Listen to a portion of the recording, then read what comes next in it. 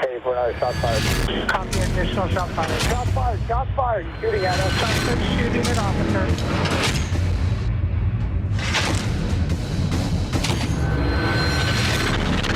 Suspect down.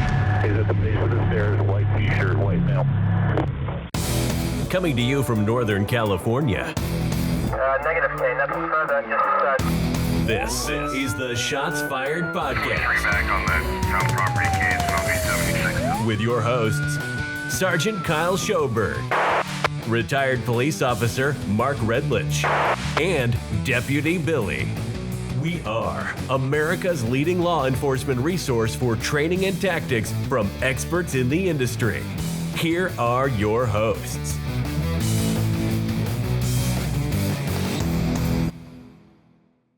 All right, ladies and gentlemen, welcome back to another episode of the Shots Fired Podcast. We have an awesome show for you guys tonight. We have an awesome guest for you.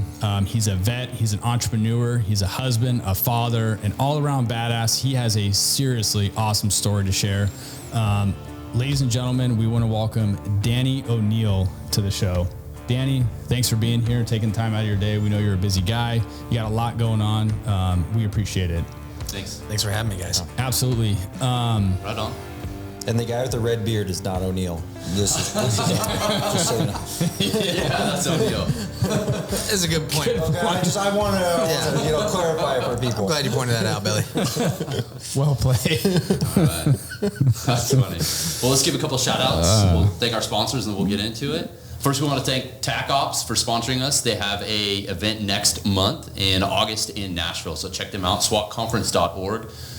TAC Ops, thanks for sponsoring us. We also want to give a shout out to Toro Eyewear. They make awesome products. They send us some good stuff, so thank you. We wear them on our days off and on the weekend, so thank you for that. And as you guys can probably all see, all three of us are wearing the same shirt, and that is in remembrance of the Schaefer family. You guys might remember a couple shows ago, we gave a shout out to Aaron Schaefer and his family for his daughter Micah. Micah was born with a rare heart disease, and unfortunately she did pass away recently. So we wanted to give our condolences to Aaron, your family, your wife. We're all here for you, man. And we're all in a brotherhood together. So like it says, one family. Yeah. One family. It says it on the shirt. Couldn't be more true. And we wish you guys honestly, condolences on behalf of all of us. And I think the GoFundMe is actually still active, so check it out. Log on to that and check it out. Okay, before we jump into the show, Danny, we have some icebreaker questions for you that we ask everybody. You've heard some shows, you've probably cheated, like our last guest did. Yeah, that's why we had to switch it up a little bit. All right, so before we kick it off, who's your favorite superhero? Thor. Thor. All right. That's actually the first. Yeah, that's the first for Thor. The same question we ask everybody. If you were arrested, what would your friends say that you were arrested for? Disturbing the peace. I'd probably be too loud. Yeah. Loud? Okay. Really? Okay. Music, partying, yelling, screaming? Yeah, I'm definitely here for a good time, not a long time. So I'm probably gonna do that. Yeah. Nice. All of the above. I think is the answer to that. Yeah, I don't party a whole lot. So if I do, I'm probably gonna, it's 10:15 and my neighbors are pissed. So Going all out. Nice. Fair. That's all right. yeah. And then what is your daily routine? Oh. You're a busy guy, so what's your day consist of when you wake up? The first thing I do in the morning, I drink 1 cup of coffee and then I go work out. I got a home gym I built during COVID, and that's how I start my day. A cup of coffee, work out, and then after that, whatever the tasks are that my wife gives me, I usually have a long list. But it starts with the workout.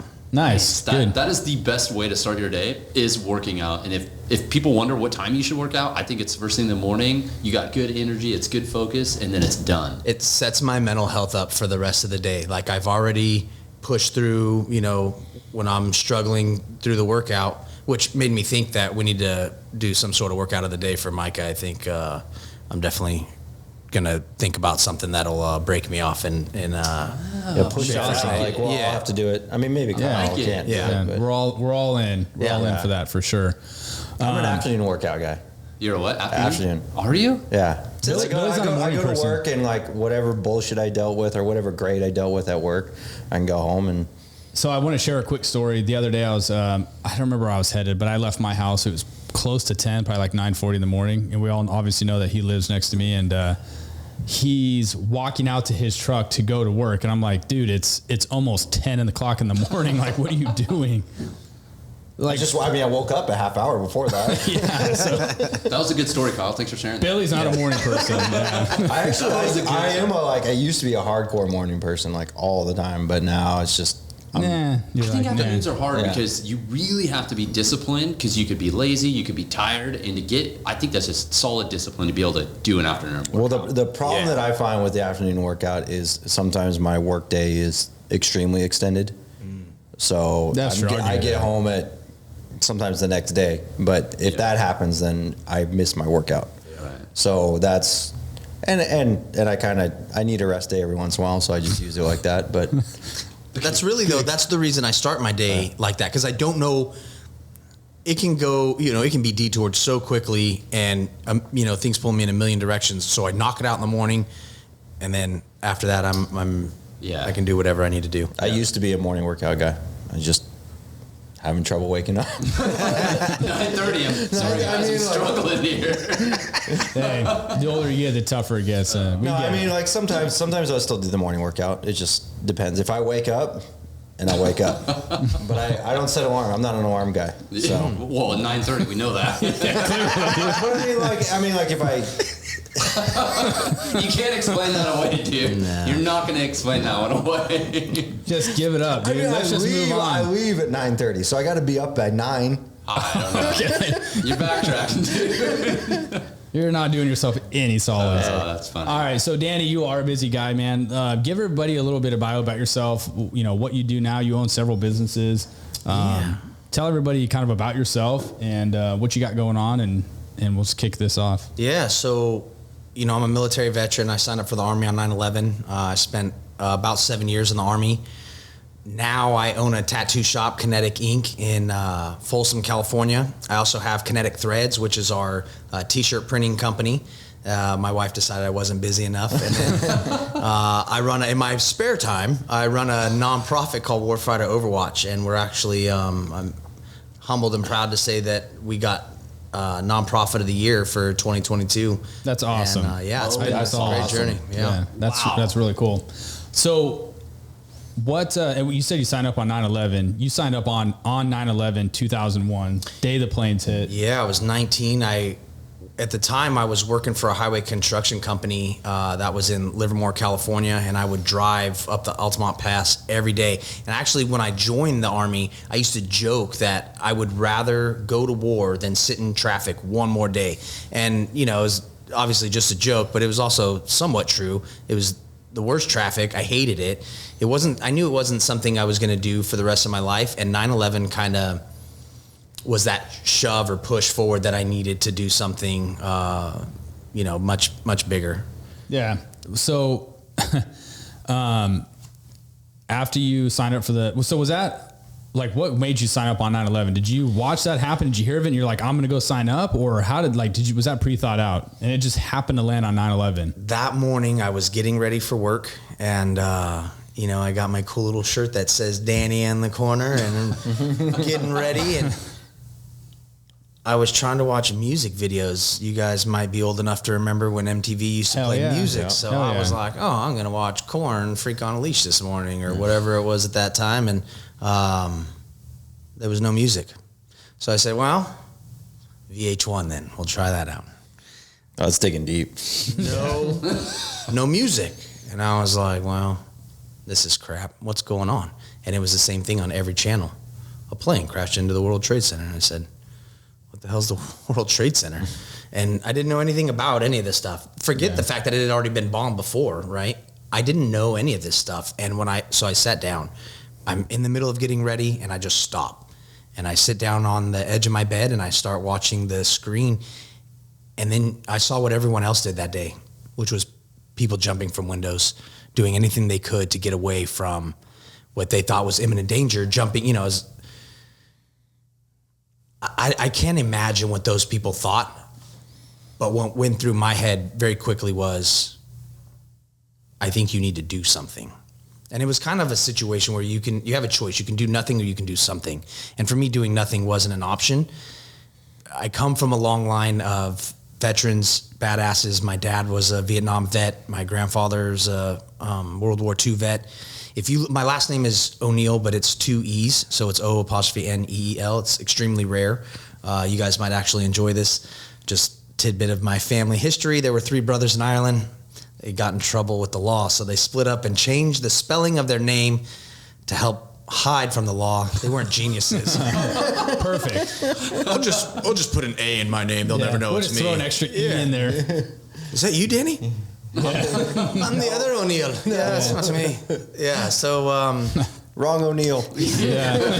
It was, 9/11 was kind of it was my generation's opportunity to show all the boomers that we're not just lazy pieces of crap. No, every generation talks badly about the next one. And then there's guys, and I'm sure we'll probably talk about them, but like Tyler Andrews. And it just gives me hope that there's always somebody willing to fight and stand up for something bigger than themselves. And 9/11 was my opportunity to do that. And when I got to boot camp, I wasn't alone. There was tons of people who had signed up just like me and said, let's go do this. We had no idea what we were getting ourselves into, which is what my dad told me that night. Son, you have no idea what you're getting yourself into. You're like, yeah, I don't. Yeah. Huh. And what branch did you go with? I was in the Army, so I was. We're called fisters in that sense. I didn't make that term up. I inherited it, earned it maybe. It has nothing to do with porn. FIST stands for Fire Support Team. Everything's an acronym. So Fire Support Team. So obviously I didn't have I didn't do a great job on picking my MOS or my job, and here's why. Being a fister requires you to do math when everything goes to shit. So when they're shooting at you, blowing you up, stop, timeout. Except there's no timeout. They're going to continue doing what they're doing. Math quiz. Don't mess this up either, because if you screw this up, you're either going to hit us and kill us, or you're just going to miss them. They're going to keep doing what they're doing. You're like, oh, no pressure, got it. But I got to tell you, it was the coolest job, and the reason why is all of the military might. Anything that you can think of that you've seen in Rambo or that you've watched on Black Hawk Down, I don't care what movie you saw, if there was something blowing it up, I'm your guy. And it was. So you could do the math. Yeah. So you talk about so with artillery or mortars, it's indirect. So they shoot high angle, right? So high angle and it drops. So you have to know where the gun line is, where the enemy is, where you're at, and then you have to kind of tell. Over the radio, you give some grid coordinates and make sure that they know my position versus the enemy position, because I do not want them dropping bombs on mine, on me and the boys. Right. It's the reason though that like my first squad leader, his name is Jared Monty, he got the Medal of Honor. His parents got killed saving everyone's life. He died August 21st, 2006, and there's a song called "I Drive Your Truck" by Lee Brice, and it's about how his dad Paul deals with his death. I went and I was burying another one of my brothers back in Massachusetts, and I rode in that truck with his dad, and he said, "Tell me stories about my son that I don't know." And I said, "Paul, your son made me do a lot of dumb shit, so you got it." And I did. I told him some of the dumb things that Jared made me do. I was sad though, because he was the guy who taught me my job. I thought that he would be the person I could go back and talk with and say, "Hey, thanks for teaching me my job and helping keep my infantrymen safe," right? And so he wasn't there to talk with when all was said and done. And I thought, that's an unfillable void. It was a sadness there, because I missed this guy who was like a big brother to me, and all the memories I had was all I was going to get. So some of you are probably wondering why we've got this tattoo owner shop, guy on our podcast, and part derelict. Clearly. Look at him; he's got a sleeve. Yeah, you can't trust him. A lot of the show is dealing with mental health and the never quit attitude, and Danny has a great story for that. And you did 2 tour combats, right? Yeah, combat tours, and both were in Iraq. Yep.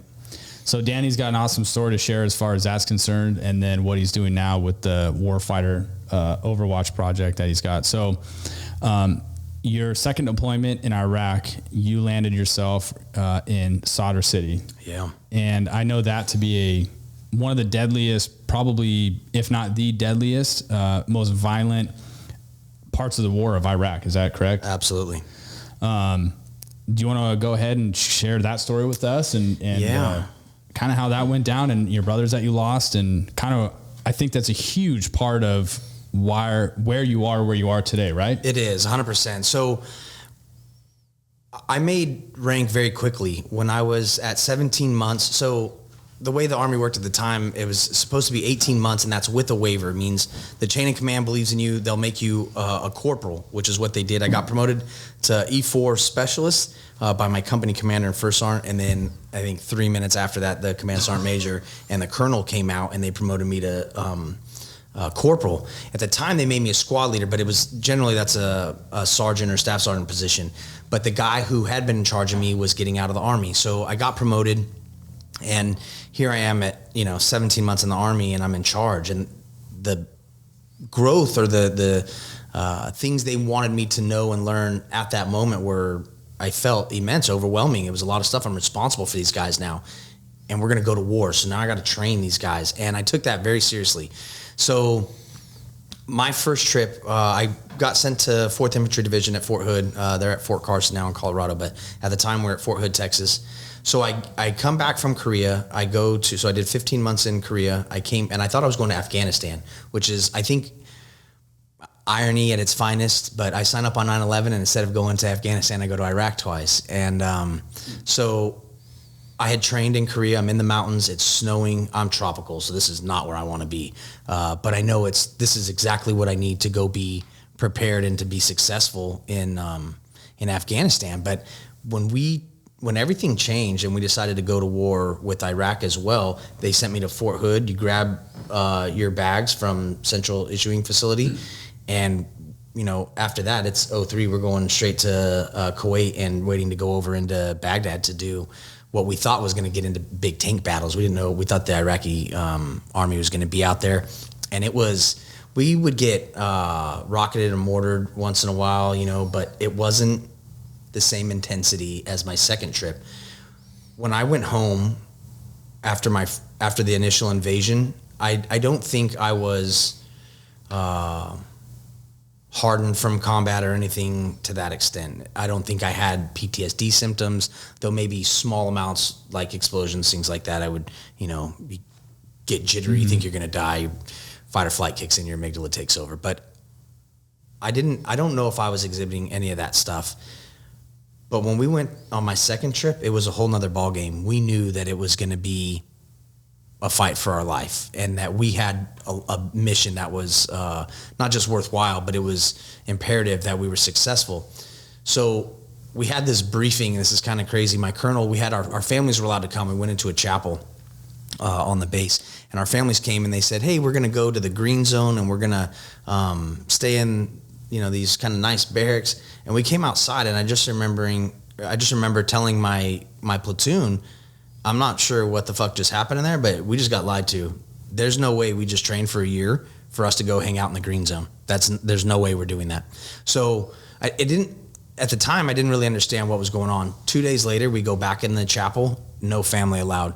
We are not going to the green zone. We are going to Fob Rustamai and Fob Hope, and we're going to be outside Sadr City. And it's going to be a fight. So the boys, they're 18, 19 years old. They're pumped up. This is what they've been waiting for. They cannot wait. Mm-hmm. They have no idea what it's like when they get there.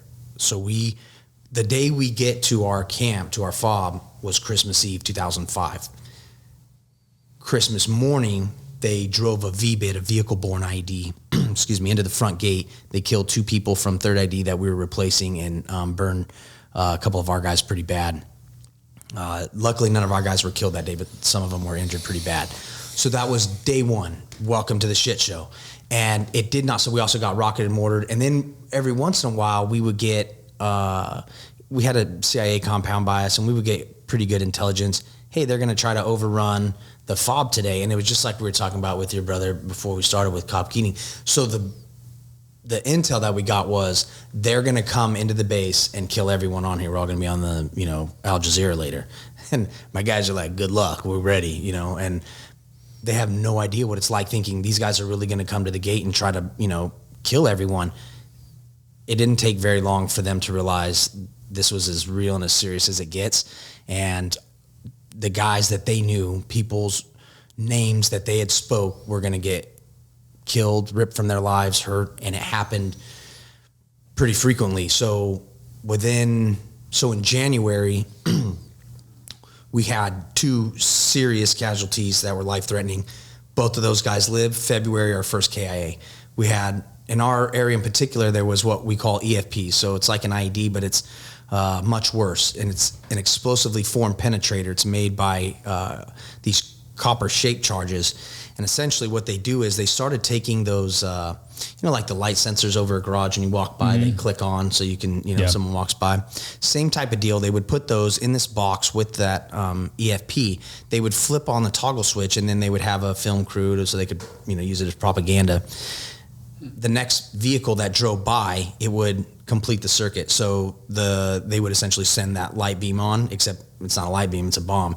The copper turns into a cone, it goes right into your armor, and I'm talking a tank, a Bradley, Humvee, up armor Humvee, doesn't matter, and it goes inside and then blows up once it gets inside. These things are nasty, and it killed several of my friends. Charlie Matheny was the first person that was killed that year, and it devastated us because even though we knew that we were in war and this was going to be the fight, there is no enemy to look for. There's no guy that you can go shoot after that. You're chasing ghosts. Some guy pushed a button. They filmed it and he's gone now. You're not going to catch anyone. And that happened so many times that you just get frustrated. Something very interesting happens after that though. The moment you get any sort of redemption, you shoot a bad guy, anything where we get to inflict pain upon the enemy and it's celebrated. Great job, bro. Good job. I heard you got one today. And you don't know any different. So you just give everybody the knuckles and celebrate that stuff. And then you have, that moment alone when everything's just quiet now and all the emotions, adrenaline, everything starts to settle down and you're kind of like, what just happened? And I think for me, seeing how my guys were reacting to this stuff at the time made me feel I needed to be a better leader, more forceful. Hey guys, we got a lot of shit going on. I need you to keep your head in the game. This is our life on the line. And if we want to go home, we have to, keep at it. We're not going to get a day off tomorrow. 4th of July isn't a celebrated holiday here in Baghdad. So I'm afraid we're just going to have to keep rocking. And it sucked because you want them to find things that make them hopeful and to continue to fight. But you're grasping at straws there. Every day you have no idea. We would take bets on when the first bomb of the day was going to go off because it was going to. Question is, was it going to be your vehicle, another one down the road? Who knew? So because of what I did, I go on patrols every day. And then when we come back, the days there, it would be somewhat similar to my day now, right? I work out, I get some food, and then we would do a mission brief, talk about what's going on that day, and then we would go out on patrol. But the people who stayed on the FOB, on the camps, they never left. So when we would come back, I'm either getting bombed, hitting an IED or something when I'm out on patrol or getting in a complex ambush, and then I come back and I'm trying to sleep, and then we get rocketed and mortared. So there's no peace. There's no, restful sleep or any of that stuff. And no safety necessarily. No safety. Like you're not sitting there like, I can relax now. So your nervous system is just trashed. And so that brings up a perfect point. There's a guy named Mike Jones, and at the time there was a rapper from Houston named Mike Jones, so we used to give him a lot of crap about that. But this guy had it's kind of weird, a 107 rocket got shot. Well, several of them were shot at our camp. The warhead, a lot of this stuff is old Russian stuff. The warhead fell off and it hit the gate or the wall, the T-barrier. So it hits that and explodes. But the casing, it was still flying, and it went right through my building, and it went into Mike Jones' room. So it goes into his room. We go in there, and Mike is in the fetal position. Now, I think he may have urinated on himself, but I don't want to give it away. But he may have. It was smoking. It had trashed all. It hit all this stuff in his room, and it was just laying in the middle of his thing smoking. And he's sitting there in the fetal position, shaking. Holy shit. Hey, how'd you live through that? He's like, it hit the desk. I may or may not have talked Mike Jones into giving me that desk, because I was like, if a round comes through mine, I'm just going to get under my desk like the kids back in the 50s. It was chaos every single day. You didn't know if you were going to live or die. is this turkey sandwich going to be the last meal that I get? Or at some point, I think every one of us had come to the realization, I'm probably not going to go home. I'm going to get killed here. Because it was so bad. So we lost 9 guys, whether it be, we had snipers. So the movie American Sniper with Chris Kyle. So SEAL Team 3 was there when we were there. We knew they were SEALs, but I didn't know what team they were. We didn't really care. They were Navy pukes. No offense, Navy guys. But they were jacked. They were frogmen. It was clear to tell because every time we saw them, it was in the gym. Except for a couple times when we first got there, I sent one of my privates on a mission with them. I know he was a little terrified, but going back and watching like American Sniper, and you see because they talked about in Sadr City, he was chasing a sniper, except there wasn't just one. There was a guy from Syria that we were pretty sure was some sort of Olympic shooter that was shooting our guys. But we were told they had hundreds of snipers. And so there was no way around it. The best thing we could do was stay down when we were patrolling. The only reason you come up above your name tag deflated when you're in patrols or gunning is if there's an active situation where you need to be up gunning. Other than that, you stayed down while you were driving or maneuvering through the city because they would shoot you while you were driving. Wow. When the unit got there, it was 126, they weren't replacing us, but they got there a little halfway through our year-long tour. They lost 22 guys, 21 guys in I think 2 months. And the Department of the Army said, you are not ready for this fight. You need to go to another area. One of their guys, Ross McGinnis, got the Medal of Honor, dove on a grenade. And this was just kind of the situations we were put in bred courage and, just young people to do amazing things that you wouldn't necessarily expect from a 20, 21-year-old. What do you think the mentality was over there? I mean, you guys are losing guys, you're getting attacked all the time. I'm kind of curious, what was the mentality of the soldiers on the ground? Because it seems to me to a point, you're kind of like, what are we doing here? Despair. Yeah. So my biggest thing was, we're not going to change anything. These people have been around for a couple thousand years. We've been around for a couple hundred as a country. They don't care what we live like. They don't want to live like this. They're not interested in how we live. They don't want this to be America or California.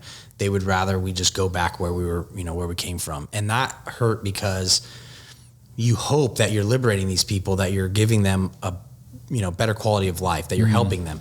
And at some point you didn't feel that was true. And so that, I think, was bothersome. It made you lose hope that what you were doing was a righteous mission. And in the beginning you felt like that, sure, you're going to go do your job and it's going to help people. You're going to save lives and do all this stuff. And then at some point you say, they don't care. Nobody really cares what we're doing, and it's not making the impact that I thought it was going to. And that part sucked. Because then it felt like, is this going to be Vietnam, what it was for my dad, right? People are, we should have never been there. And my dad, he didn't get to choose that. They didn't get to choose that. They just went and did their job. Well, we didn't either. So I think, because I signed up on 9/11, I thought I was going to Afghanistan. These people came to our country, killed 3,000 people. I'm supposed to go do this. And then it was when we got to Iraq, I thought, okay, if I was in America or whatever country and the people who are in charge are just killing, regular citizens, beating them, torturing them, doing whatever they want, like Saddam was doing, if we couldn't defend ourselves, I would want someone to come help us. So I think we're doing the right thing. But then when you see that most of them, some people cared greatly about what we were doing. They were happy, but I don't feel that was the majority. And that part sucked because you wanted them to believe in what we were doing too. I mean, hell, if I'm not here for you, then send me back home. What are you doing there? Yep. So you're in a leadership role immediately. Yeah. Basically. So on my second trip, I was a squad leader. I was a sergeant by then, and I had 10 guys and a lieutenant that I was responsible for. So not only are you dealing with your day-to-day leadership stuff of, hey, this is what you're doing and stuff like this, but you have probably a huge morale issue. Right? Oh, 100%. Yeah, because they don't believe in the mission anymore, right? The guys are like, fuck this, what are we doing? Right. Sorry, do you really think we're doing anything? Do you think these people care? And I know what the answer is. Yeah, but it doesn't matter, we're going to do it anyways. Mm-hmm. And do you think that going now back to civilian life and where you're at right now, that's supreme leadership, I would say. You took a role that 99% of this planet can't handle, and or believes they can, but you actually did it, and now you're in entrepreneurship, and you're the boss of a lot of things, I'm guessing, and you take that to your civilian life, and I'm sure it helped, right? There is nothing more important to me than taking care of the people who are in my shop, right? Mm-hmm. So my artists, I want to, I'll give you an example. I had to fire someone, and I don't like firing people. In the Army, you don't get to fire anyone, right? Like, you're stuck with that dude. So that part is somewhat new. Yeah, that part was somewhat new. I had a guy who he didn't have integrity. He was dishonest with me and what he was doing, and it didn't take me very long to figure it out, but I wanted to make sure I had proof that I could give him concrete evidence and say, this is why I have made my choice.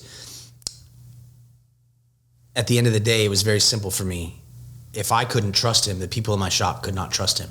So if the people that I've brought in here and I treat like family, if they can't trust this person that I'm bringing in and saying, hey, this one's going to be a new member of our family, if they're having, whether it's stuff stolen from them or things come up missing or just dishonesty, right? If you're just not being honest with the people you're working with, it's a trust issue. And so for me, love is respect and trust.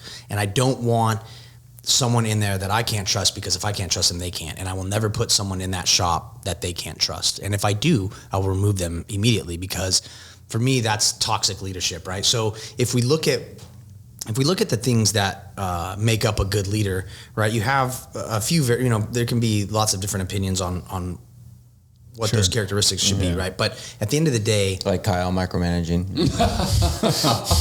I don't know if that's on the list. That might be not on the list. That one's not on the list. Okay. Well, Kyle, anyways, can you listen to this? Let's carry on. Well, so you have people that you can trust, right? That do their job, and then you have people that they say, like, can I trust you? I can trust you on this mission, on this team, but can I trust you with my wife and my bank cards, right? And if the answer is no. If the answer is, I'll do what I'm supposed to when the lights on me and people are looking, but over here I'm not going to do the right thing, that person will deteriorate your entire organization. Everything they do is going to creep into the other members. So they're going to start thinking that they can be in a leadership. So let's say this person is a high performer, right? High performer, but low trust. I'd rather just have a medium performer with high trust, because that person's going to get it done every time. So when we know this, in the Army, I can't do a whole lot about it. Right. I can try to train these people. I can tell them why it's important. I can make them do all the push-ups in the world, but I can't force them to do the right thing, especially when I'm not looking, right? I just have to trust and hope that they do it, and then verify if they did it or not. At the tattoo shop, the stuff we're putting on people is permanent, right? It doesn't come off. Cheese grater maybe, but it's not coming off. So how can I first off, the people come in, they trust us in the beginning. So I thank them. Thank you for trusting us, for coming in here and trusting us. But secondly, I want to talk to them. I want them to know that, like, I'm the owner. I have a ownership in not just this business, but in your tattoo and in this artist's work that they're going to, put on your skin. If you're not happy for whatever reason, I want you to let me know and give me an opportunity to fix it. If you don't want to, if you want to go somewhere else and badmouth us, by all means do that. But if there's an issue, come back and we'll try to fix it. Now, what does that lead me open to?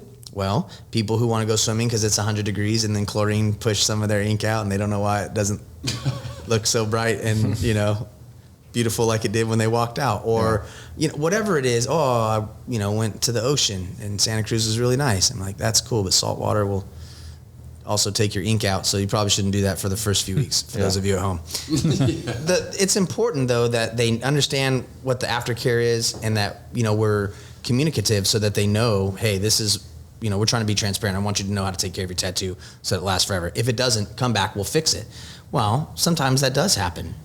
Most of the time, it's not because of the artist. They do a great job. It's usually, I went home and played with my dog, and I mentioned pet dander's like one of the biggest things that's going to cause you an issue with your tattoo. So just a couple weeks, I'm not saying don't feed the dog for 2 weeks. I'm saying let the kid do it, let the wife do it, or, just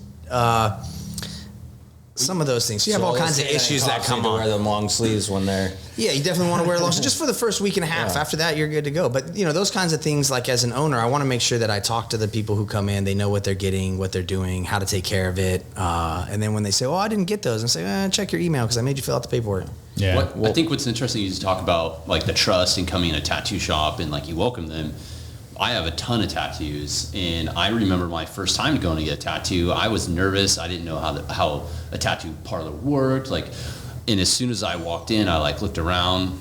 Like, to this day, I mean, I can remember the smells of every tattoo parlor I've been in. I fucking love it. But people are nervous, and if they've never had a tattoo, they don't know what it's like. And especially cops these days want tattoos, but some of them are unfamiliar and they're nervous, or just normal people are nervous. So can you talk a little bit about what you guys promote and some of that? Yeah, for sure. So the number one rule, I don't want my tattoo artist on meth. No way. Yeah, listen, I get it because good one there. You see, like, write that one down, folks. I was 17 when I got my first tattoo. I don't think that I was thinking clearly about the potential negative side effects that could occur or any of that stuff. But I think for any business, you want to have good structure. You want people to know what their role is and, in the business and that kind of thing. I have people who've been tattooing for 20 something years. They still continue to help guide and teach the ones who've only been doing it for a few years. That's important. Same thing in the military, right? So you have a guy who's been there for 6, 7, 8 years. He teaches the new guy, exactly where he's supposed to be, uniform, all that stuff.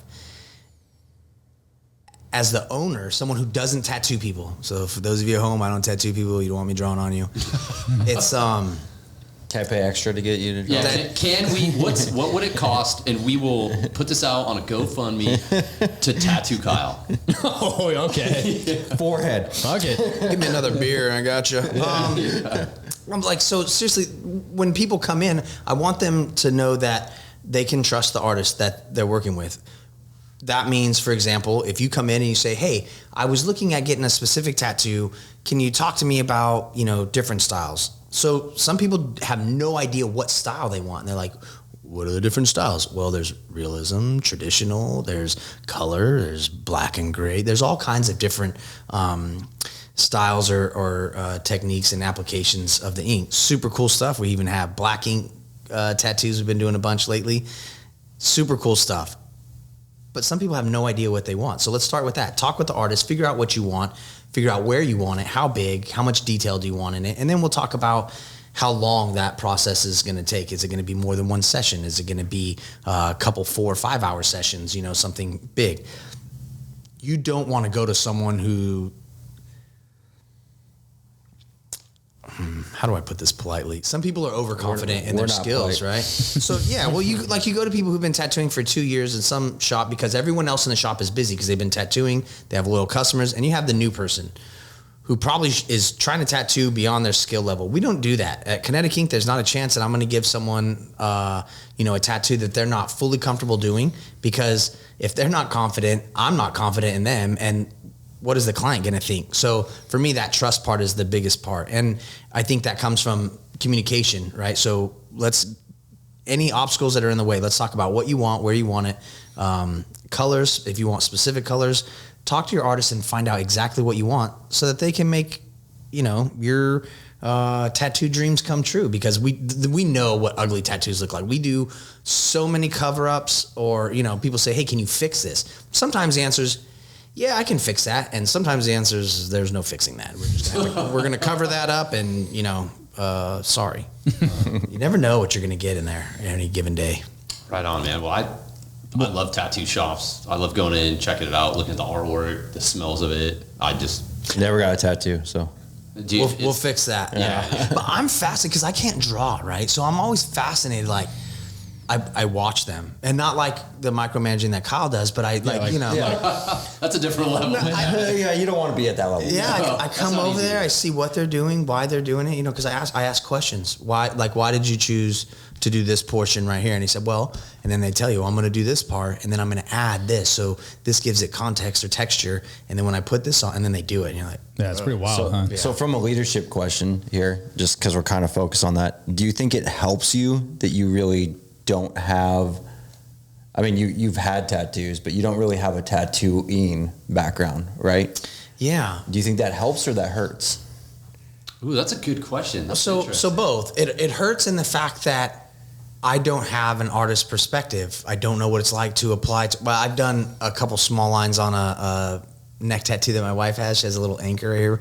And go with the neck. You never done one. Let's shoot for the neck. Fuck it. pretty. That sounds like a good idea. Well, so Fucking funny. On your wife too. Yeah, on your wife. Let's practice on. Hey, babe, let's practice on your neck. love you, Fonny. She's so Doesn't hurt there at all either. You're a good sport. Sonny was there to make sure that I didn't mess anything up, and I, so I did a little line, and he was like, "You want to do some more?" So I did a little bit more, and I was like, "I'm good," because I didn't want to mess it up, you know. And so I have all the respect in the world for them. I'm terrified to do it. So it hurts in that I don't know all of the techniques and stuff that they've learned from drawing in school books, from the time they were in 3rd, 4th grade, whatever they were doing. But on the other hand, I have a lot of, I think, leadership skills and things that I did learn in the military that helped me be a better business owner. So, the funny part is, even talking to the artist, hearing them say that is like validation. I've never worked in a shop like this where people cared about you. I'll give you an example. One of the reasons we get so many people that come in there and we stay busy is there was a young woman who went to another tattoo shop in the area. Her artist had either been fired or quit from that shop, and he left. And so she goes in there and talked to the owner and said, "Hey, I'm supposed to have an appointment with so-and-so." And he said, "He doesn't work here anymore." And she said, "Well, I gave him $400. And he said, "Sorry about your luck. You have to take it up with him." So we got a message on Folsom Chats, like the town Facebook group or whatever. And they said, you should hit up Kinetic Ink and talk to them. So my wife told me about the story, and I talked to one of our artists, and Stephanie said, "Well, just tell her to come in. I'll take care of it." So she tattooed her, and she didn't charge her anything. She said, "You already paid for the tattoo, so I'll just do it." That's cool. That lady has sent me probably a dozen people since then. Yeah, there you go. Wow. Yeah, no, exactly. Well, doing the right thing matters. And I think, and what I was getting at here is, I think that the leadership is not necessarily knowing. Yeah, I was going to say everything that. about that job. I think the leadership is knowing people, and knowing leadership is what it is, and I think that's probably why your shop is extremely successful. And correct me if I'm wrong, and you're successful. Yeah, absolutely. Yeah, I think one of the cool things of leadership is you don't have to know everything. You don't have to know how to tattoo. You just you know how to manage the people there. You know how to run the business. Like, that's your job. Their job is to do the tattoos. That's right. And bad leadership sounds like, "I know everything. Let me tell you how to do this." Yeah. Good leadership sounds like, "Hey, I don't know. Let's check it. Let's Google it. Let's YouTube it. Let's, figure it out or go to the expert," right? Yeah. In the Army, we call them subject matter expert. That's right. Yeah. Well, there's a sense of when you lead, and the people below you trust you, and then you can sit there and say, "I don't know," or, "Hey, I got to lean on you for this." Like, that shows that's just a different level. I can't even put it into words. That's, yeah. I had this, like, one of the guys so in the schoolhouse, which, by the way, the schoolhouse where they teach fisters is now Jared C. Monty Hall. So my first squad leader, his name is now on the building where they teach these guys. That's awesome. So before that, it was, I couldn't even tell you the name who was on the building before that. But the guy who initially, you go through the training to get certified, Sergeant Galindo, he ended up in Korea with me. And his wife, she got cancer. So he's been there for like a week, and he came and talked to me one day. Now, mind you, at the time, I'm private first class. Like, I'm an E3.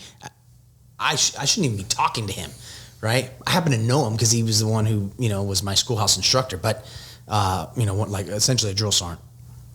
Except he worked at the schoolhouse. He wasn't a drill sergeant. So anyhow, he came and said, "Hey, my wife has cancer. Is there any way that, like, the chain of command would do something or help me out?" I went and talked to the sergeant major and said, "Hey, Sergeant Galindo's wife has cancer." And he's like, "Where is he?" And I said, "He's out here, but we're supposed to go to the field, and we're going to go to the field for a month, right?" And he was like, "Tell him to come in here and see me.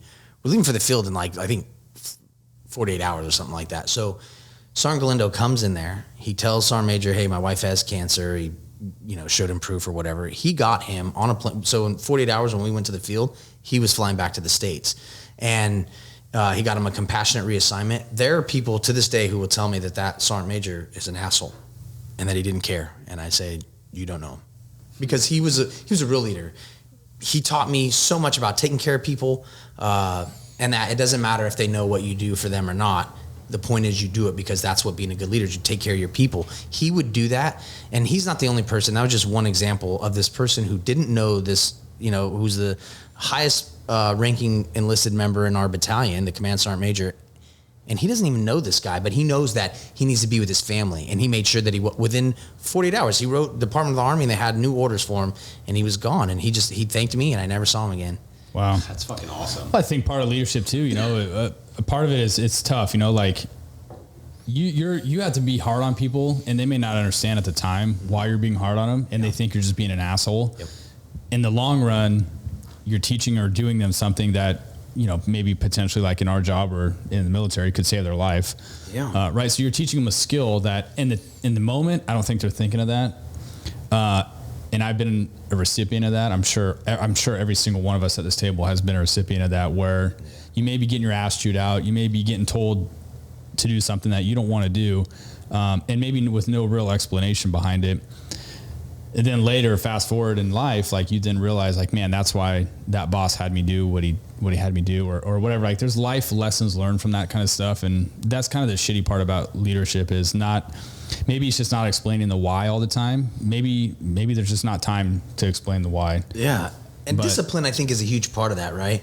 So earlier when you guys are kind of giving the shout outs and you talked about Toro Eyewear. So they gave us, and I'm sure people have seen, there's like the 3M earplug case. They're getting sued because they gave us faulty earplug. Half the guys didn't wear them.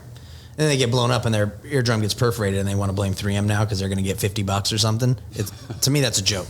But I do have an example of eyewear and how important it was, right? So a bomb goes off and a very small, it looked like a pizza slice, piece of shrapnel. So Oakley also has ballistic glass, I'm sure, like Topo, right? But it's so important to wear them. You never, you don't know why. Until it's like a vest, right? Mm-hmm. Until you need it. Yeah.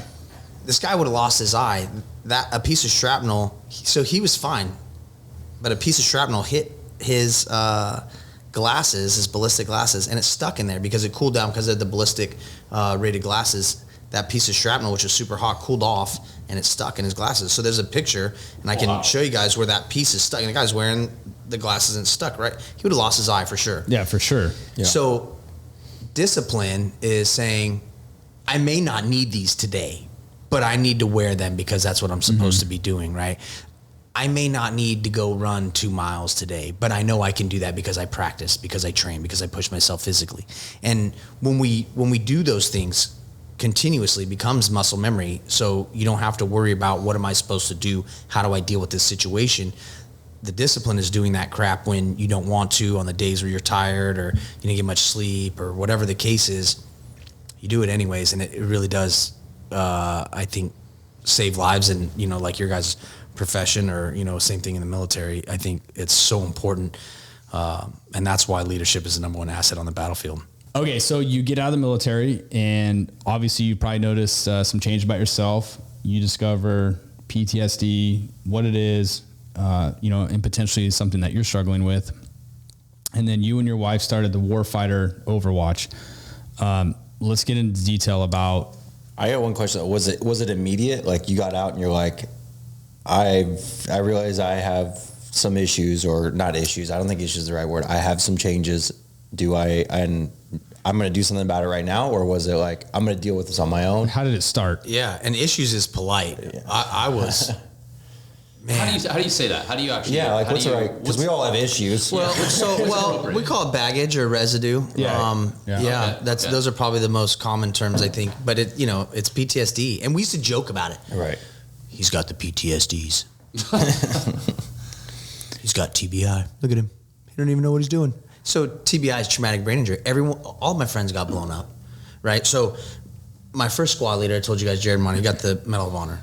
So my first platoon leader, the first lieutenant from that platoon was Thomas Kennedy. He got killed when Florent Groberg got the Medal of Honor in Afghanistan several years later. My next squad leader was Michael Deason. I found out he got killed on the TV show Intervention because his soldier was drinking himself to death. And they said, First he kept saying Mike, because his first name is Michael. So he kept saying Mike. And then eventually he said Deason. Like, I'm watching this. My ex-wife, I was still in the Army at the time. My ex-wife was watching this crap on TV. I didn't watch Intervention. She was watching it. And then they showed his picture. And I was floored. So this stuff kept happening, right? People that I served with that who weren't with me right then were killed. They were my leaders. Like, so if I keep going, I can do this all day until I get out, right? So my next company commander, Chris Petty, was killed. I was in brigade for a little bit as a fister up there. Major William Hecker was killed when we first got to Iraq. My last company commander was killed a week into that deployment. The one right before him committed suicide, right? So all of these, like, and if they weren't killed, they were all hurt. All of my lieutenants, all the people, platoon, so anyone who was in charge of me was either shot, blown up, or killed. And that, I think, was heavy because I didn't realize, like, all of these traumas continue. I just kept pushing them down. I tried to ignore them as much as I could. So I get home, and I'll give you an example. The first night I got home, I have one of my soldiers lives with me. I went through a divorce, so the house is empty when I get there.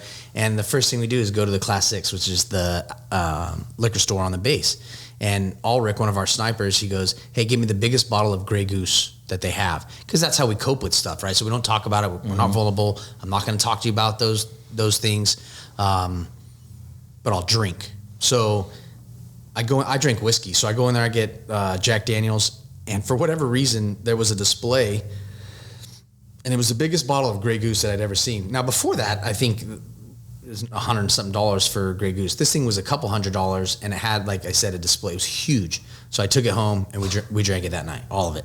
Dang. The whole thing. And so this was our coping skills, right? We didn't talk about it. We didn't bring it up. We would just drink. And it started immediately. As soon as we got home, drink to excess. And when I noticed like some of these things were an issue, so we started doing PT, physical training, in the morning.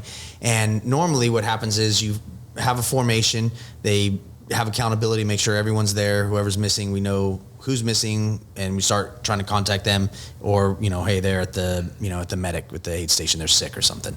So after that, they shoot a cannon off, we have reveille, and then we start exercising. So we're running, and I don't know what happened or why this took place, but so the cannon shoots a blank, right, to just the noise, so that we know that the flag is being raised.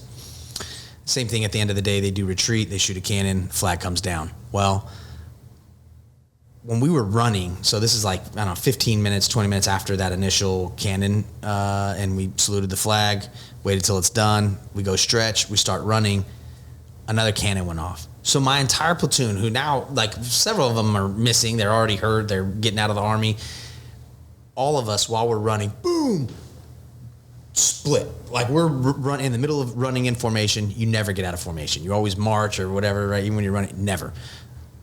We're all split. We're on the side of the roads. We're ducking. We're hiding. We're like, maybe we're carrying some of this shit back with us. Well, that was our brain saying, hey, people have tried to kill you a lot over the last year. This is completely normal reaction to an abnormal situation. So it wasn't just the drinking. All of my reactions were no longer, there was no gray area. Everything was black and white. Someone's trying to kill me. They're going to try to kill me again. I've been shot at too much. I've been blown, I got shrapnel on my back. I've been blown up. I woke up on the side of the road, and, so I had 9 guys die in Iraq. I wear dog tags with their names every day of my life. These guys propel me to get up out of my bed and go do something worthwhile, because for a long time I wasn't. For a long time, what I was doing was dishonoring their service and their sacrifice. What they died for was my opportunity, right? The American dream isn't fortune and fame. It's an opportunity to do whatever you want in this country. And you can't do that everywhere. I've lived in many other countries. You don't get to do that everywhere, but here you do. So, even though my mom's not happy, I became an entrepreneur, bought a tattoo shop. Before that, long before I owned the tattoo shop, I was struggling with how to find purpose. I was training men to go to war, taking them to war and bringing them home. And that seemed like it was worth a whole lot. And now, back here, I felt like there was nothing that I could do that would ever be important or that would matter, right? In fact, for a long time, I thought the only thing I brought to this world was death and destruction. I was good at that shit. And, my job wasn't paperwork. I wasn't the dental assistant. When things go bad, I do math. I put warheads to foreheads. We fucking kill people. And I used to for the longest time, when people would ask me what I did in the military, I would say I blow shit up or I blow stuff up, because it was easier than say people. My job is to blow people up. And that changes the dynamic of the situation. And I was worried about being judged. I bring that up only to say this. My biggest fear when I came home was that I would talk about my experiences and someone would judge me. They would judge me right there on the spot, and I could feel it, that they were going to judge me for whatever it was. I was going to tell them that I participated in, that I was a part of, and that, maybe even more, that I was in control. I was the leadership of this, situation. And now when I look back, I couldn't be more proud, number one, of my guys, for how they handled themselves in the situations that we were put in, everything they did. They didn't realize that no one was going to come to save us. It was always going to be up to us. And when someone needed help and to be saved, it was going to be us who went and did that shit too. So I get home and I'm struggling. 9 guys die in war, 15 suicides since I've come home. Damn. 15. More people now have died from my battalion by their own hand than died at war. And that was unacceptable to me. But I was nearly one of them. I didn't know how to deal with my problems appropriately. I didn't know how to talk about the things that I had went through in my experiences, and I didn't know how to be vulnerable with people. I didn't know how to tell them that. It made me feel weak. It made me feel gross. It made me feel different. I had, everything up until that point. I jumped out of planes. I rappelled from helicopters. I blew stuff up. I got the full adventure ticket. I went to Ranger Indoctrination program immediately when I signed up, because I wanted to be the tip of the spear, and being a Ranger was the best way to do that. So I spent a short amount of time there, and when I got sent to the regular Army, I felt like a failure then, right? So, but that was nothing compared to getting that first phone call that one of your guys has committed suicide. How is it that we have survived some of the most chaotic situations, and we come back here and we feel overwhelmed that this is too much? And then I realized after I woke up in the hospital after my suicide attempt, that I wasn't alone in this. When I was a freshman, I walked in on my dad getting ready to commit suicide. He's a Vietnam vet. His dad, my grandfather, is a World War II vet. He's buried in the Golden Gate National Cemetery. He did commit suicide when my dad got sent to Vietnam. So what is it that we're passing down from generation to generation? And in my family's history, it's combat trauma. If you go look up O'Neill and the Revolutionary War, you're going to find another gunslinger, because probably we're dumb and impulsive, but we have a strong sense of selfless service. And I think it's important to find something that you're willing to fight for. And it doesn't necessarily have to be the country, but I mean, hell, if we don't have a country, there's not a whole lot to fight for after that, right? Your family doesn't matter, our borders don't matter, or any of this other stuff. So I knew that my fight wasn't over. God, I'd wished it was. I thought I'd done everything I needed to do to survive war, and I could just come back home and enjoy the freedoms that I fought for. I was wrong. Not only did I want to kill myself, I was hell-bent on doing it. And it caused me to hit rock bottom. And the only thing that can bring you out of the dark is the light. So I met my wife, Fawn, and she saw something in me that had redemption, that had value, and I saw none. I saw nothing inside of myself that had any value. I thought I was the worst piece of shit on the earth, because I felt like I failed my guys, like I said, in war, and for me that was unacceptable. We're supposed to be the epitome of strength as war fighters, and here I am feeling weak on a daily basis. I mean, a daily basis, I'm waking up thinking, you can't handle this. It was too much for you, or you didn't see that IED, and now these guys are all screwed up, and it's your fault. You were in charge. The buck stops with you. You fucked up. And then now they're killing themselves, and you fucked up. You're not taking care of them. You're not being a good leader, right? So I have all these things that my brain is telling me. Some of them are true. Some of them are half true. Some of them are outright lies. It didn't matter, because I believed it every single day, every second I believed it. And it wasn't until I went to go to the Sunrise Vet Center here down the street, and I started talking to, my wife forced me to go to therapy because I didn't want to do it, right? I don't need that shit. It's not for me. That's for these other guys. And I was wrong. It was absolutely not just it was for me. I mean, I was the one who was leaving the gate every day with my guys. We're the ones who are going and getting in this shit. And we're the ones, so, you know, when our guys get blown up, when Parson lost his legs and these guys put the tourniquet on him, when they go back, they wash the blood out. They fix the Humvee as best they can, right? And they go back out again the next day and act like that shit didn't happen. Well, that's not the way it works. So when you come home and you struggle, for me, I needed to find, number one, purpose, something to get me up out of bed every day. And number two, I had to find some tools that worked for me that I could share with the guys who trusted me. And that grew into something unbelievable. So we bought the tattoo shop, and I use it as a front to help people. I know that's a little weird. So I give discounts to police officers, to their families, to firefighters and their families, to veterans and their families, to nurses and to teachers, because they put up with my kids. And they put up with me for many years. So I give all those folks a discount at the tattoo shop. Instead of paying $200 an hour, they pay $180. And I do that for a number of reasons. One, I want to first off thank them for what they do for the rest of us, for our community, and more importantly, I want them to know that they're valued and they have a place that they can go.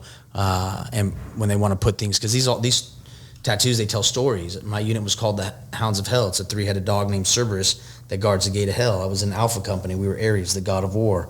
All of these things tell a story, right, in my life. But first off, I love hearing that stuff when people come in and why they're getting their tattoos.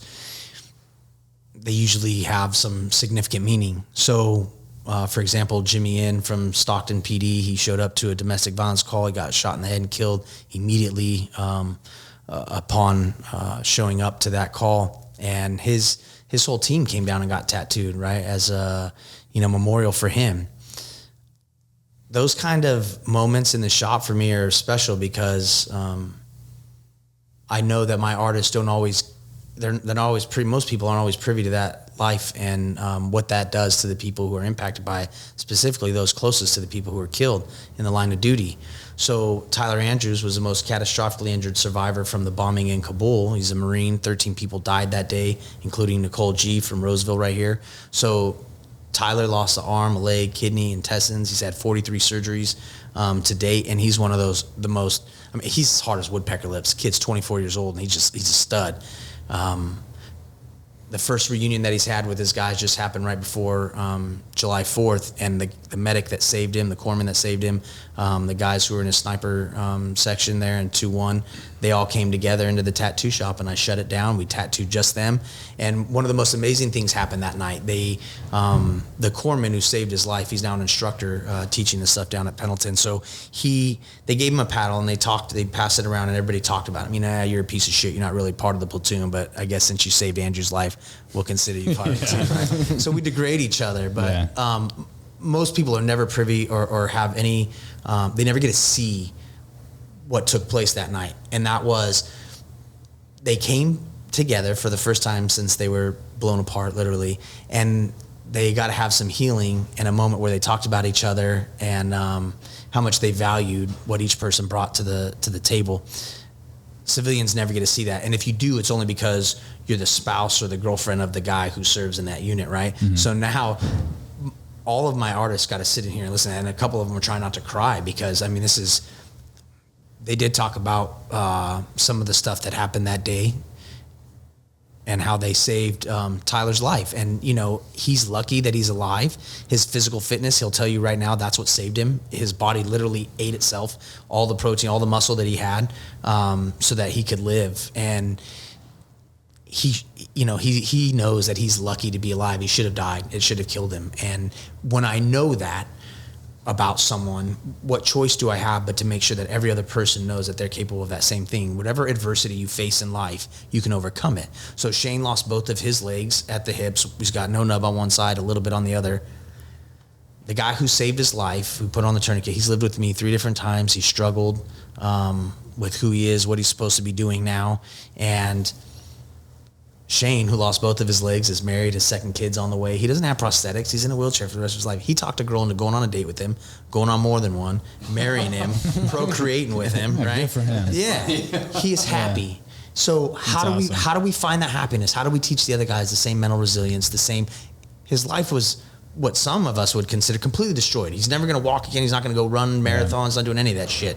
He plays sled hockey, though. I've taken him surfing down at Huntington Beach, shoved him into 10-foot waves. There is nothing that you can't do on this earth. It doesn't matter what is in your way. The question is, are you determined enough to overcome that adversity so that you can meet your goal?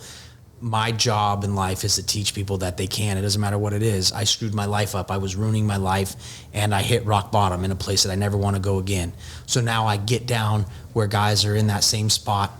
I just had a guy who was about to be homeless in Texas that served with us, and we got him a hotel for 2 nights, and he thought that was the greatest thing ever. And I said, but this is 2 days. The real work starts on that 3rd day when you're going to get, we got him housing, but this isn't like a 1 month, 6 month thing. Every day when you get up, you have to figure out what you can do that day to improve your quality of life so that I don't have to keep providing some of these resources. I don't mind doing it, but I got to help other people too. And that means we have to start taking accountability. Our country, our society has stopped teaching people to be accountable. I mean, you guys see this every day. Mm-hmm. So for me, putting a boot in someone's ass or, talking to them sternly so that they know discipline matters, what you do every day matters, and that we do have a purpose. I don't carry a rifle anymore. I'm not going on patrols like I used to, but I serve my community every single day. When I get up, I have an opportunity to make the world a better place, and I don't waste it. And I do that specifically because I know that the guys on that wall. So in our tattoo shop, we have an Honor the Fallen wall. Mm-hmm. Like I said, you don't want me drawing on you, but I tell my buddies stories, and I believe we suffered 2 deaths on this earth. The first one, our physical body dies, and the second one, someone speaks our name for the last time. And my mission in life is to make sure that never happens. We will say their names out loud. We will tell their stories because it matters, because what they did matters. Yeah. Yeah. Amen, man. And not only do you have your brothers up there on the wall and sisters, I mean, you have some of ours, also. So that's really cool. You don't find that very often. People don't realize what our local folks who serve our communities, our firefighters, our police officers, our paramedics, they have no idea what they go through. So War Fighter Overwatch, we had a golf tournament recently, and I brought Chief Loesch to speak. He's not the chief of fire anymore. They fired him, right? But he came and talked, and he said, for 3 years I was in the Army Air Cav, and I flew around on helicopters, and right before I got out, about 6 months before I got out, we were flying around, and he's in Huey's because he was old. Love you, Chief. And so they were going to fly to a refuel, but the group behind him, which included his best friend was a crew member on the other Huey. They were actually low on fuel, and his helicopter was not. So they switched places, and his buddy went in there. Their helicopter went in first. They ended up crashing, killing everyone on that plane, right on that chopper. So Jesus Christ, he left service 6 months after that, something to that effect. Got out, and then he immediately went to work for Philly Fire Department. So for the next 36 years. Plus those previous 3. So for 39 years, essentially, he put on a uniform every single day. And then when he got fired, that stopped. And there's a transition there where you have a loss, where you're not the same person or doing the same job or in control or have authority. You're not really sure what you're getting up for in the morning. And he struggled with that. He came and talked to the people at our golf tournament at the end, because they said, the golf tournament's fun, we're going to raise some money, but I really want you guys to hear his story. And he told them about some pretty crazy calls that he's gone on. And some of them were kids that had bars over the windows that were trapped inside of a burning building. He talked about, obviously, his best friend getting killed and some other things that I think our neighbors don't know. And so people can understand that I went to war and came home different, right? I left a part of me there. I brought a part of war home. People do not realize that police officers and firefighters, these people go to work, they come home, and they just kind of put this stuff somewhere so that they can be an engaged parent, spouse, and at the end of the day, it's at a detriment, not just to them, but to their family, right? And to their community. Because if I'm thinking about all this other stuff and I'm not focused and being present where I'm at, my attention, my ability to receive information or process that, it's deteriorated. No different than someone being on their phone, not listening to you, right? It gets annoying. Hey, put that down for a second and just hear what I have to say. Well, if we're constantly thinking about a shooting we were in or, some sort of incident that happened, our mind keeps replaying it. How can I, Monday morning quarterback, how could I have done this better or whatever, which is completely normal. But at some point we have to be taught, right? So this is what the Army didn't teach me. They taught me how to go to war. They taught me how to train my guys. They did not teach me how to come home. They didn't teach me how to teach them to come home. Mm-hmm. So that's what I do now. At War Fighter, I have all kinds of different programs. We have squad reunions, we call them squad recon. So instead of reconnaissance, it's reconnection. So guys who deployed to Iraq and Afghanistan, went through trauma, had people killed, had suicide. Since then, we bring them back together, take them hiking in Yosemite, take them surfing, and kind of kick their ass for a little bit. And then we talk about trauma. We talk about how to deal with that and that. You didn't go to war alone. You didn't get in gunfights alone. You got in them with your team. So we don't deal with our demons and our battles back here alone. We deal with them with our team, right? Support system. We know the number one deterrent for suicide is connection. I help facilitate that connection with the squad recon. 6 months after that initial. So by the way, I make them work out first. We have a personal trainer, have meal stuff, all these things so that guys can lose weight, get in shape. They have 6 months and it's accountable. So you have to get up, you have to work out. And if you don't, we're all going to be here and we're going to talk shit to you for not doing it. Mm-hmm. I love it. So yeah, because I can say things to these guys that the doctors can't, right? Right. Oh, so for then sure. 6 months after we go, they actually come out and we do our trip. 6 months later, we bring in their spouses or caregivers and the veteran. 6 months after that, we bring just the spouse or caregiver, and we take them to Napa or Tahoe so that they can get some respite. And that's our squad recon, right? And it's to build that support system up. We also have a meet the needs. So it's essentially, I cut any red tape. If you need help with mental health stuff and you're afraid to go talk to your captain, you're going to lose your badge, your car, or whatever, you don't want to be pulling desk duty. You want to keep doing the job that you love and, supporting the community that you care about. I'll gladly, you don't have to tell anyone anything. You just come tell me. I don't even know. I don't know where you're going. I'm just going to pay the bills. Mm-hmm. Literally, you go to therapy, I will pay for it. We do the same thing for firefighters. People didn't realize, I think now we're talking a lot more about mental health and how important it is. But when we talk about numbers, statistics, or anything like that, 22 veterans a day, you start doing the math, that's one day. Do that for 30 days, for 1 month. It's ugly. Do that for 12 months. The numbers make me sick to my stomach. It's sickening. That's right. On our part, I think it's sickening. That we're not doing enough. Well, so even police officers, right, I think it's 56% more likely than a civilian counterpart to commit suicide, right? So what are we doing to help the people who help us? We outsource 100% of our trauma to police officers and firefighters. On your worst day, you're not calling the plumber. Yeah. You're not calling your accountant. No. You call the police. Come help me, right? A lot of shit coming out of your toilet. It's a pretty bad fucking day. Yeah. I might be calling the plumber. I'm good. I mean, for me, I'm like, hey. My plumber lives across the street from me. I'm good to go. But, No, you're right. So people just expect that you're going to show up. You're going to give me the best service possible. Right? Mm-hmm. Because, by the way, they're going to remind you, I pay your salary. So they're going to say all kinds of foul shit, expect you to do your job to the best of your ability, be engaged, be present, do everything. Don't make any mistakes. Be at your best. By the way, forget about that kid who was sexually abused that you just left, or sexually trafficked that you just left. Forget about the, physical abuse that some woman has been dealing with for several years and she's missing teeth, broken, she's going to the hospital. Forget about any of the stuff that you've dealt with before you got to that moment where you're dealing with, whatever scenario this person is complaining about, and you just help, right? You help, you do your thing. But if we deal with those problems adequately, appropriately, I go to therapy, I talk about it, I deal with my stuff, I come back, I don't have to worry about what that incident is doing to me because I processed it. So in the Army, something happened, we didn't really process it. You just shut that shit down, went back out again. And I had a week before I came home and someone asked me, what was it like? Was it hot? Did you kill anyone? So you guys get to drive home. You get 20, 30 minutes, and then it's, Dad, play with me, right? Let's go shoot some hoops or play catch or whatever. Hey, honey, can you help me with dinner, right? And meanwhile, your mind is focused on this other stuff. You can't turn it off. It's just, you want to shut it down so you can be here, but it starts creeping back in. And I wish it wasn't true. And it may not be true for everyone, but it's true for a lot of people. And so I know that they're not just dealing with this stuff, they stop dealing with it. They have poor coping skills. They have poor communication skills, right? So in the Army, I didn't have to talk a whole lot. I tell you what to do, you fucking do it, or you're gonna not like what I tell you to do after that. So, and I can think of some pretty horrible shit to do to you to make you do, and you're gonna do it to yourself. I'm just gonna sit here and watch, right? But until I get tired.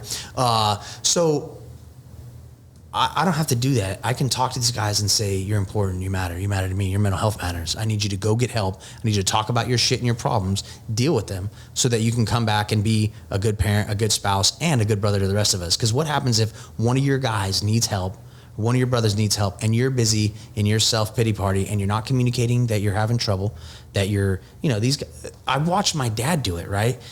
He went from job to job. He worked at, my dad went to Delta College. He went to the police academy there, worked in Stockton for a bit, and he couldn't do it. So he worked at the post office. Well, I'll just go work at the post office. Well, my dad was going to go postal there too. I thought he was going to start killing his fucking boss. Like, he was not doing good. He retired early. He knew that he wasn't doing good, but he wasn't doing anything to help himself. Now, I do know that some of this is generational. He was raised by people. My grandfather and grandmother were kids in the Great Depression, right? They were frugal. They were a burden all the time. They had to, their parents had to feed them, and they didn't have anything to feed him. So my dad was raised by people who made him feel like you keep everything. He's a pack rat. He's got, his garage is full of shit. Love you, Dad. But that's what he was taught and how he was raised, right? So now I'm raised by this guy who I thought was just an asshole.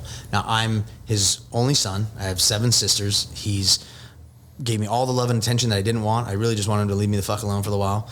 But what he taught me and the pressure that he put on me helped me survive war. It helped me survive, more importantly, the aftermath, and it allowed me to get help. Now, and it's one of the biggest reasons I do it. My dad getting ready to commit suicide hit me so hard. My dad's the toughest person I know. I have never seen him. He cried one time, and it was a fluke.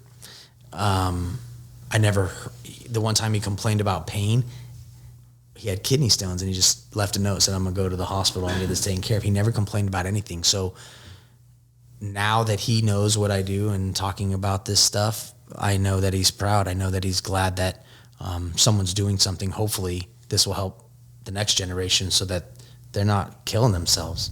Yeah. Well, I think you have an awesome story, and not only on behalf of me, but I'm sure these guys, thank you for what you've done for our country, your service, and then also thank you for what you've done for our community as first responders, cops. Still doing, not done. Still doing. Yeah. We can't thank you. It's a fight that doesn't end, right? Ever. This is like you said, it saying, not forgetting that person's name and saying that person's name, whoever it is to you, it's that name's different to you. It's different to you, different to you, different, or those names, because it's probably plural for most of us. Yeah. But, it's just, you got to think about them and say them and talk about it. It's so important. First off, thank you guys for having me on here. And I want folks at home to know, who are listening to this, that they're not alone in how they're feeling and what they're thinking, that there's people out there who've been through similar situations. At the tattoo shop, we just had a day where everyone came and got a semicolon. It's supposed to be the pause. If you're not feeling like you should be here anymore, you want to kill yourself, you pause. And there's this thing called the Spartan Pledge. Our PsyOps guy in Sadr City developed Boone Cutler, and it's very simple. The Spartan Pledge is, I will not take my own life by my own hand until I talk to my battle buddy first. My mission is to find a mission to support my warfighter family. That's it. And it's so simple, but it means if I'm struggling and I'm thinking I don't belong here anymore, I need to call someone, right? Even if I don't have a gun right here, you don't have a noose right here, or whatever it is, I need to call someone and say, hey, I'm not doing good. I need a buddy check. Start that communication, open those lines. And I got to tell you, they're never going to say, you know what, you're probably right, Mark. You probably should just off yourself. They don't. That's not what they say.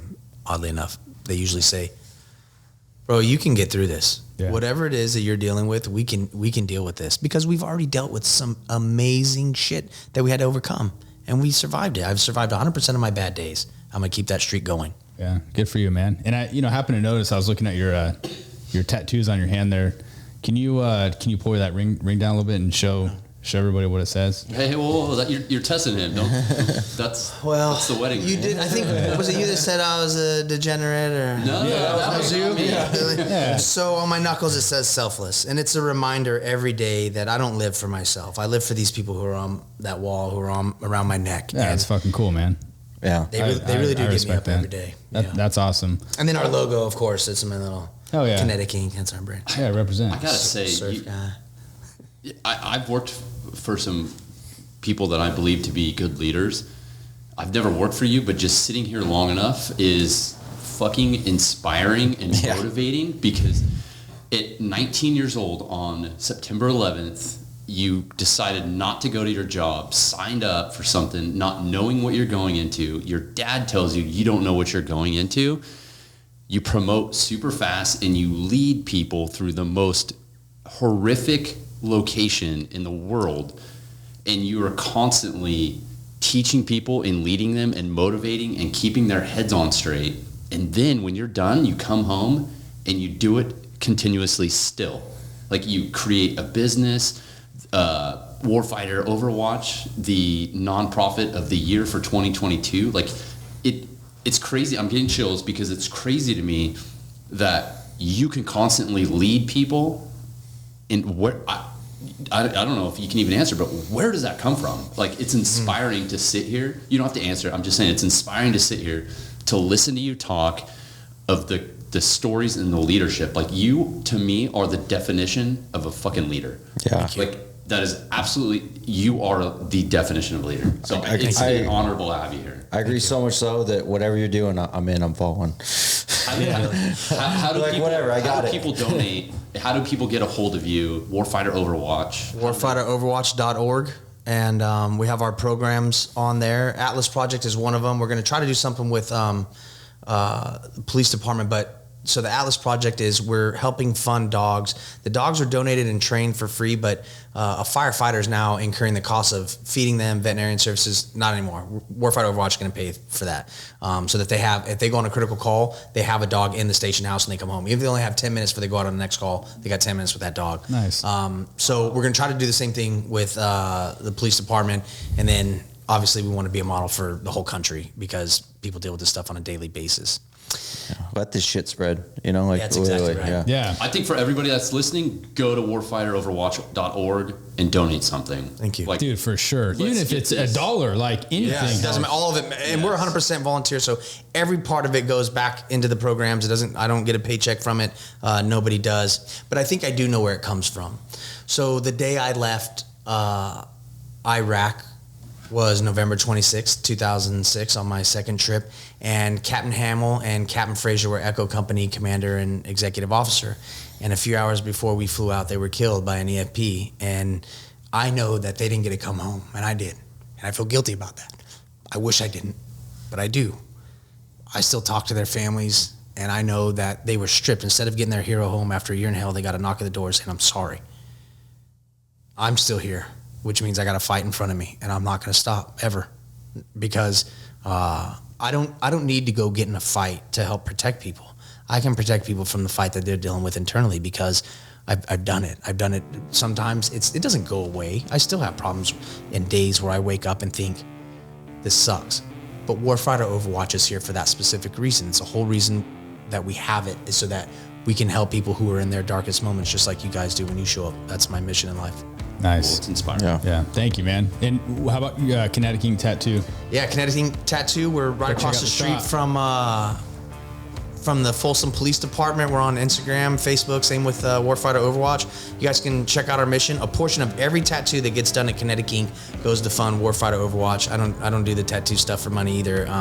We really do it to help people because, man, people need help and they need hope. And if you're not gonna be that beacon of light that somebody needs, that's okay. Just step aside and let someone else do it because the world needs it right now more than ever. It's okay to be a good follower sometimes. Oh, 100%. Yeah. So just don't follow Hunter Biden. Can I say that?